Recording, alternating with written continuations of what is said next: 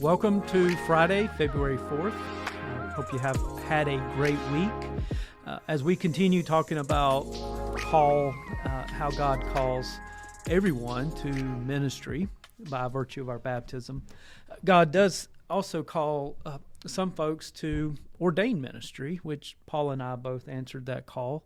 And today we want to take the opportunity to share a little bit about what God's call in our life looked like. So Paul and I actually have some commonality in our call. Neither of us grew up in the United Methodist Church.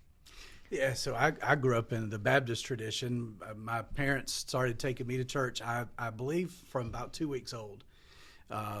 Boy, we really went to church an awful lot. Sunday morning, Sunday night, Wednesday night, a lot of times. And do you remember, because I grew up in a similar tradition, a Southern Baptist tradition, where you were there Sunday school was non-negotiable.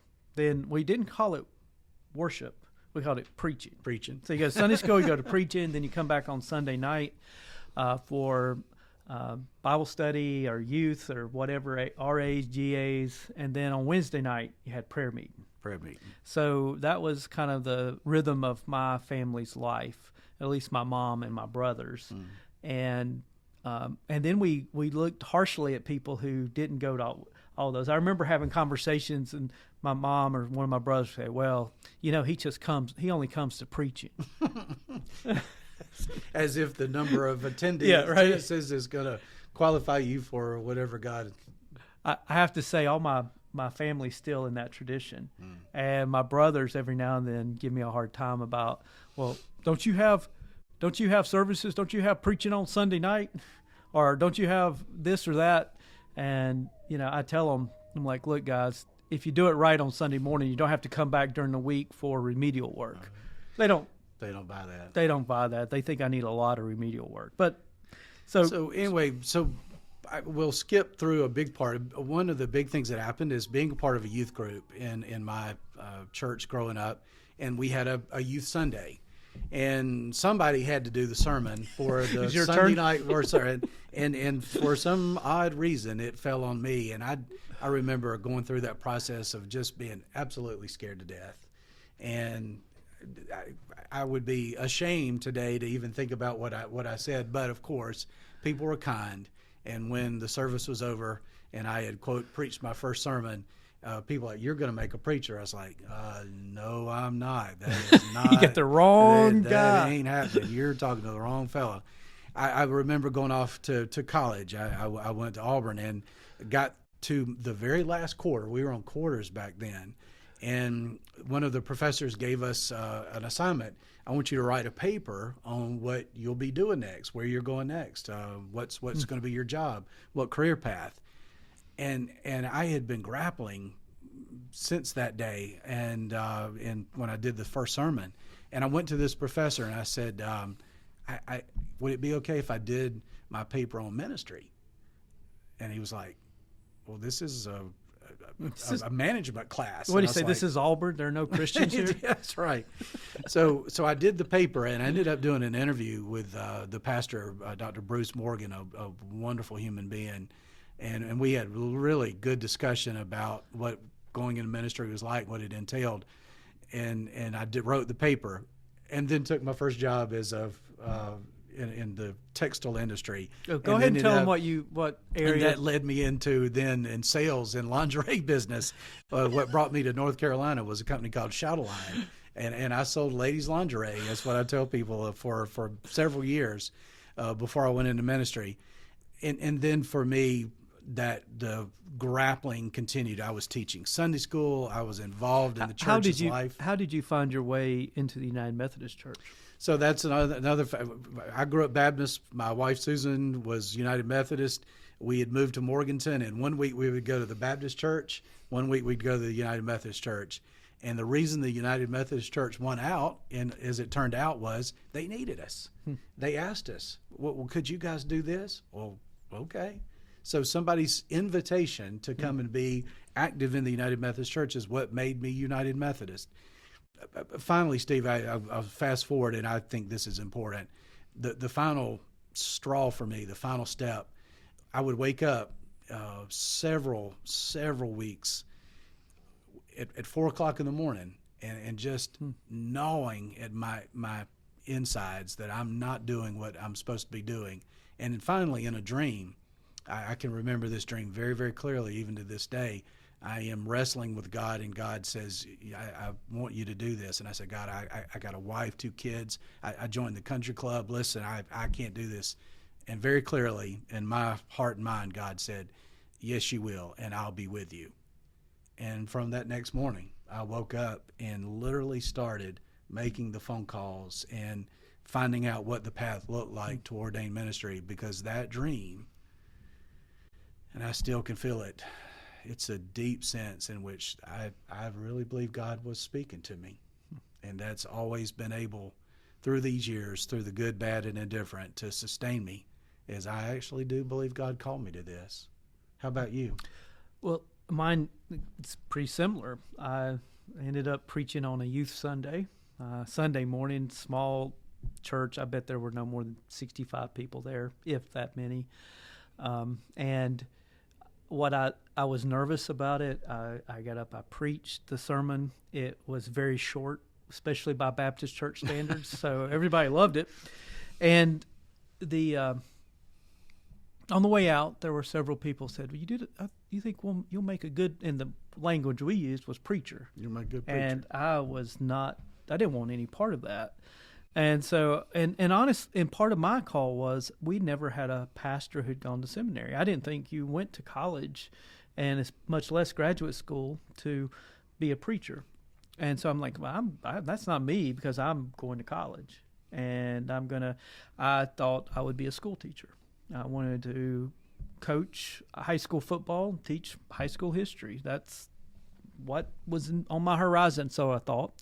Went to college, drifted like a lot of, wouldn't be the first, but eventually found my way back into church.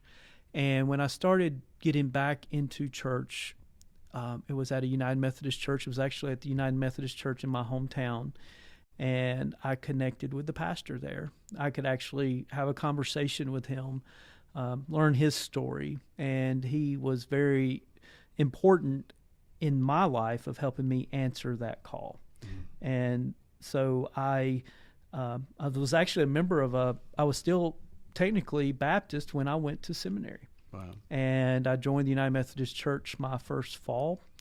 And then that's where I've been ever since. And I have to say that I would have never imagined this life for me, not when I was 16, 17, 18, or 20, or even 21 or 22. But yet God's opened the doors and God's made a way that I have to say has been very remarkable. And at the bottom of at the end of the day, this is what I was created to do, even though I still struggle with it from time to time, even though I sometimes feel like, gosh, am I really a pastor? I've been doing it for now going on 26 years, and yet God's faithfulness remains true, using even people like me, even people like Paul, as God will, and I'm grateful for that.